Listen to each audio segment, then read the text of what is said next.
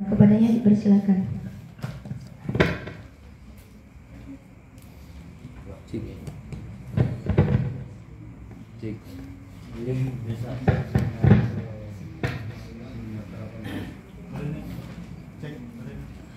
Bapak nih.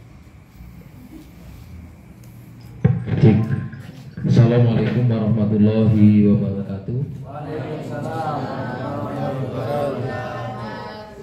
Alhamdulillah ala fitratil Islam wa kalimatil ikhlas wa ala dini nabiyina Muhammadin sallallahu alaihi wasallam wa ala minati abina Ibrahim hanifa wa makana minal musyrikin. Asyhadu an la ilaha illallah, asyhadu anna Muhammadan abduhu wa rasuluh. Allahumma sholli ala Muhammad wa ala ali Muhammad. Bersyukur pada Allah, pada malam hari ini kita dapat bertemu kembali di pesantren Wirausaha Payungi. Mudah-mudahan semuanya dalam keadaan sehat walafiat. Sholawat dan salam kita sanjungkan kepada junjungan kita Nabi Agung, Nabi besar Muhammad.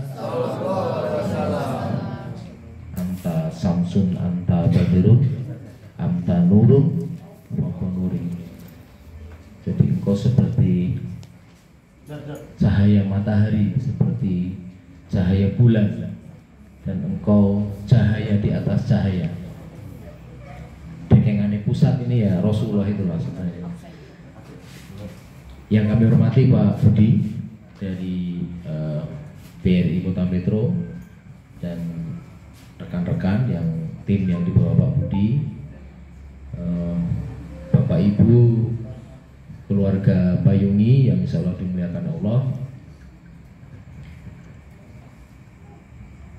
Banyak ya ayat yang menjelaskan tentang kepemimpinan. Atiullah wa atiur rasul wa ulil amri minkum. Bahkan dalam sholat itu aqimi sholat wa atu zakat warka'u ma'aroki'in. Kita hidup itu tidak mungkin terlepas dari aturan, itu nggak mungkin. Jadi kalau kita hidup misal di sekitar warga masyarakat, lalu kemudian kita memilih untuk individu, nanti orang itu tidak punya empati pada kita. Jadi hidup itu kita jalani ais aku kene koyo kono-kono gitu. Itu nanti orang tuh kalau melihat kita kena musibah ya orang gumun. Karena cara kita melihat orang lain juga pada pandangan yang sama.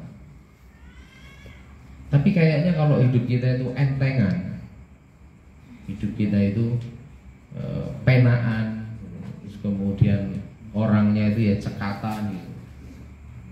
Orang tuh akan sayang sama kita. Jadi tidak ada dalih kemudian atas nama perbedaan pandangan agama, bahkan pandangan fikih ya Mas Wahyudi ya.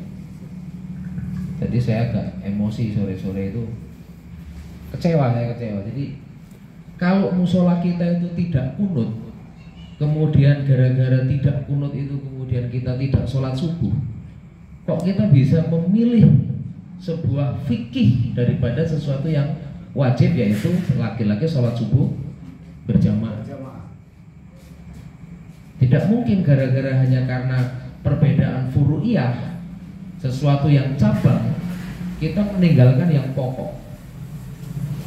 Ya ini untuk koreksi warga di belakang musola Sabilil Mustaqim. Sebut saja kumbang laki-laki orang.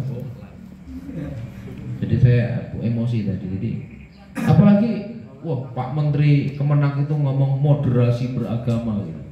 Ternyata ada umatnya yang hanya karena masjidnya, musolanya tidak kunut, memilih untuk sholat sendiri di rumah daripada memilih sholat subuh berjamaah yang jelas itu menjadi wajib. Jadi dia membandingkan kunut itu wajib, subuh itu sunnah. Nah itu. Saya tidak nyebut nama, tapi kan ada banyak orang, ada Ustadz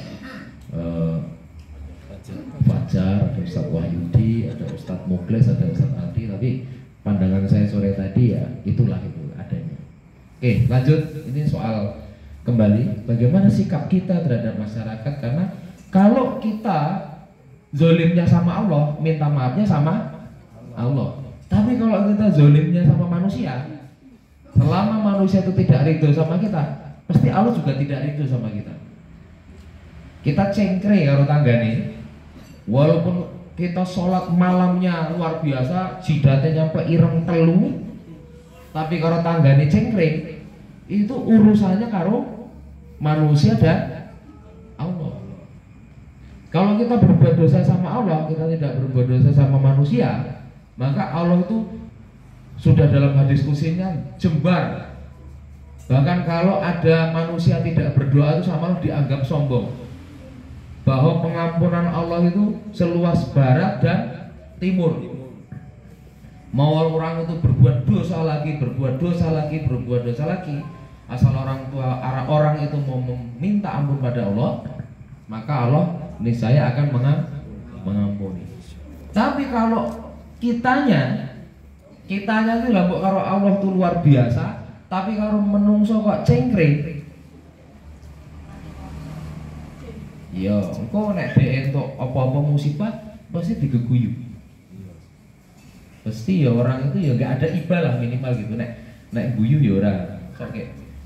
Karena enggak jarang, tapi ya biasanya jadi rasan-rasan. Nah, kepemimpinan ini Bapak Ibu, apa yang membedakan pemimpin dengan pejabat? Saya tadi cerita panjang sore hari sama Pak Budi itu, ya saya ngobrol juga kemarin malam. Pemimpin itu dia dirasakan bukan karena jabatannya, tapi karena sikapnya di tengah-tengah masyarakat. Jadi pemimpin itu diikuti bukan karena jabatannya. Lalu bagaimana pemimpin yang untuk menjabat dia bayar? Untuk dia supaya dapat kekuasaan itu dia bayar, supaya dia dianggap sebagai pemimpin. Itu bukan pemimpin, itu pejabat. Pejabat itu beda dengan pemimpin. Jadi kalau atiullah wa atiur rasul wa ulil amri minkum, amir, umaro, amar ma'ruf, ya kan, mencegah mendorong yang ma'ruf, nahi mungkar, amar ma'ruf, nahi mungkar. Jadi pemimpin itu adalah orang yang bisa mendorong, orang yang bisa mengubah, dan yang diikuti bukan karena jabatannya, tapi karena sikapnya dia hadir, omongannya diikuti, pikirannya diikuti, sikapnya diikuti. Dan pemimpin tidak harus jadi pejabat. Pemimpin itu tidak harus jadi pejabat. Tapi ketika pikirannya diikuti orang, meskipun dia bukan pejabat, dia bukan wali kota, tapi sikapnya, pikirannya, tindakannya menarik untuk diikuti, dan orang dengan senang hati mengikuti cara berpikir itu sebenarnya pemimpin. Di level apapun. Di level rumah tangga, kok seorang laki-laki sudah tidak dihormati istrinya, berarti kepemimpinannya tergerus.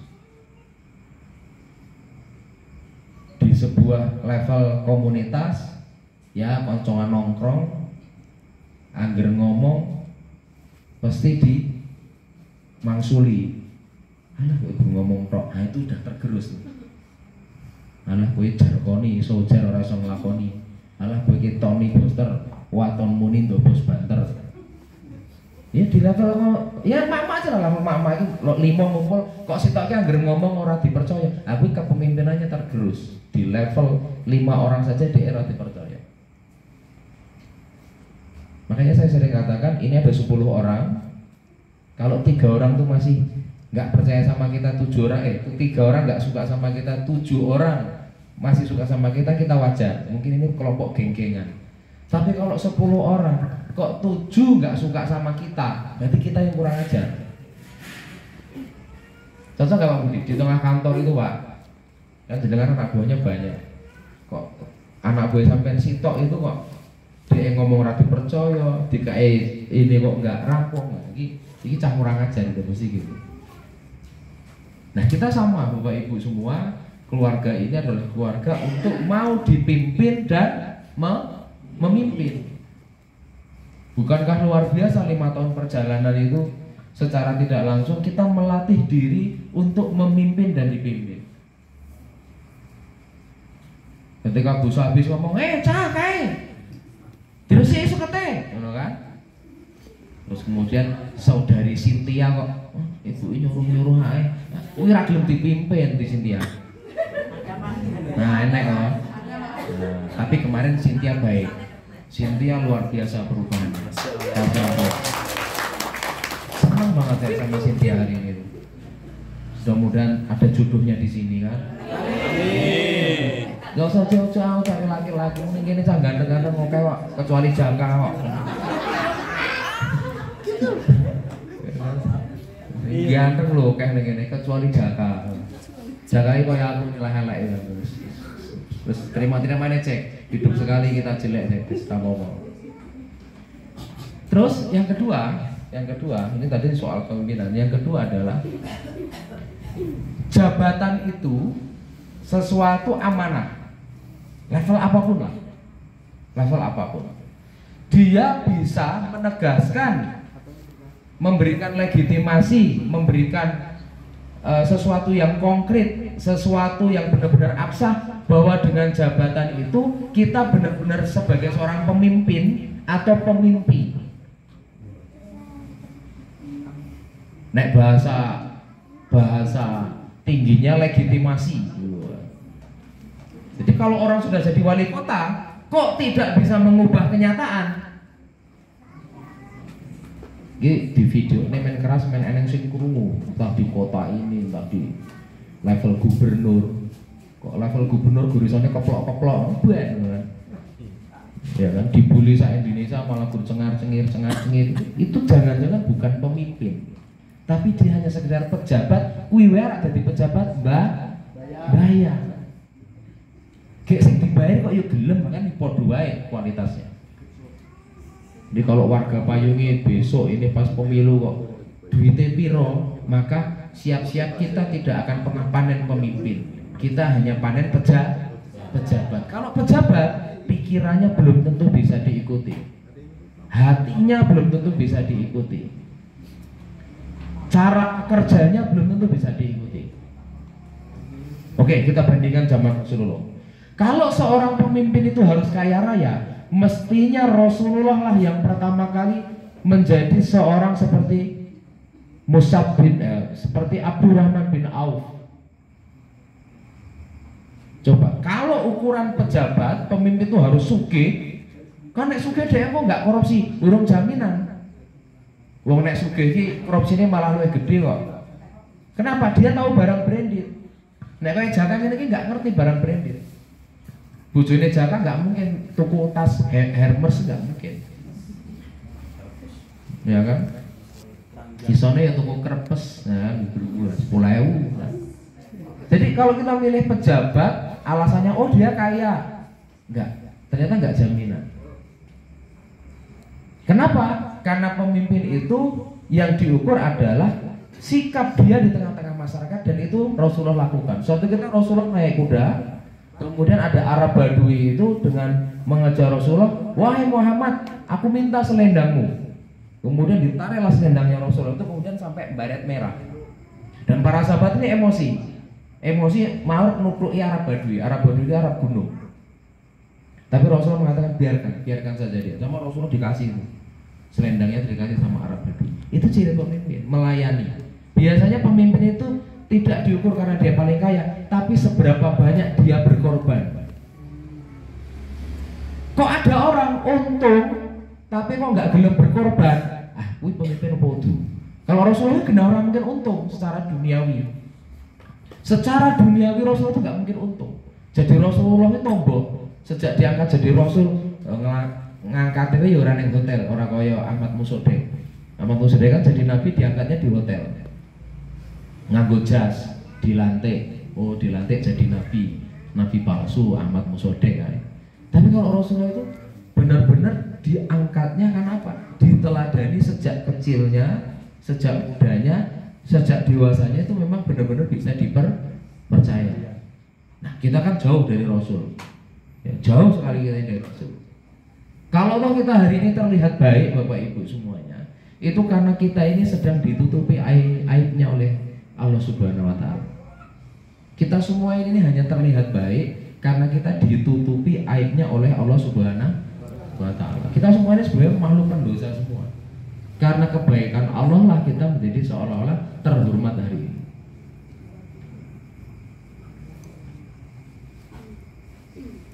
Kalau kita mengukur bahwa pemimpin itu adalah orang yang paling kaya, seharusnya hari ini yang jadi presiden bukan Pak Jokowi. Dulu saya 2010 masih ingat, saya ke Solo ketemu Pak Jokowi itu masih wali kota Solo. Ya seperti di ruangan seperti ini kami makan malam. Kemudian waktu diskusi tentang bagaimana Pak Jokowi itu memindahkan pedagang, ratusan pedagang dengan mengajak mereka 55 kali makan. Jadi diajak makan pertama, kemudian pulang. Terus warga tanya, Pak, ini ngajak makan ini mau mindahin kami ya? Enggak, saya ngajak makan aja. Kedua kali ngajak makan lagi. Tanya lagi, kok nggak ada diskusinya? Ini pasti mau mindahin kami ya? Enggak.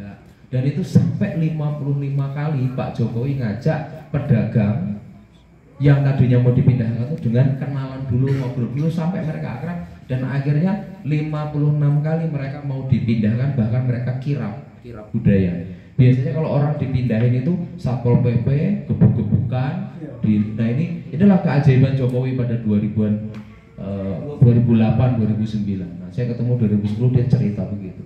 Nah, waktu itu saya jatuh hati sama Pak Jokowi dan saya langsung tanya di forum ini, tanya Pak Jokowi, saya Dharma dari Lampung, saya kok yakin kalau Kementerian Perdagangan dipimpin Pak Jokowi ini maju, saya bilang gitu kan. Namanya politisi Bu. Saya nggak kemana-mana Mas. Setelah ini saya jadi tukang kayu lagi. 2012 nyalon Jakarta, 2014 jadi presiden. Jadi politisi, kita harus dicekel omongannya.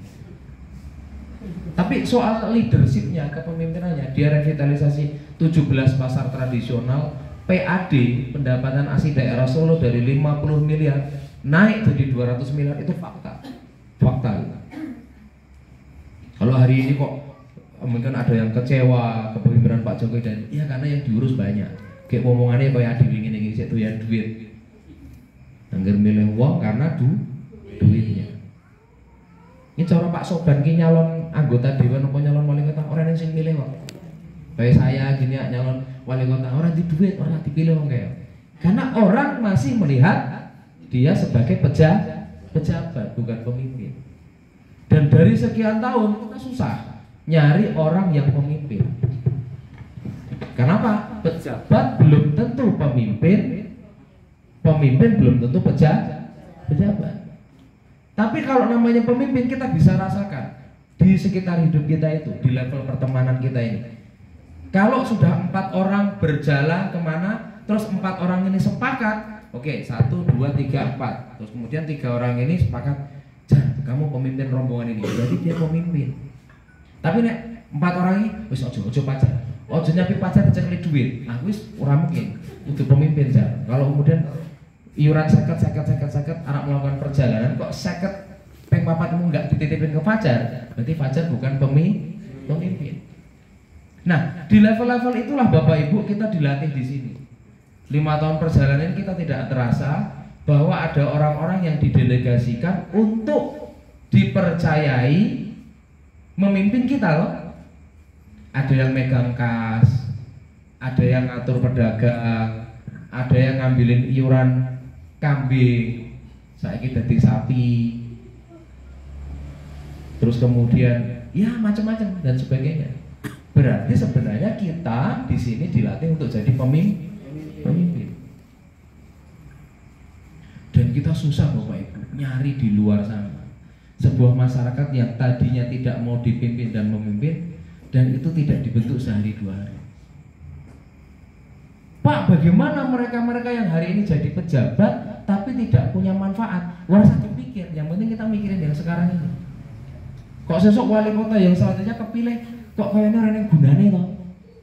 Kok ketoke eneng wali kota ya dia tetap ini. Ya itulah tandanya bahwa hari ini kita krisis kepemimpinan. Wallahul muwaffiq ila aqwamit thoriq. Assalamualaikum warahmatullahi wabarakatuh. Waalaikumsalam.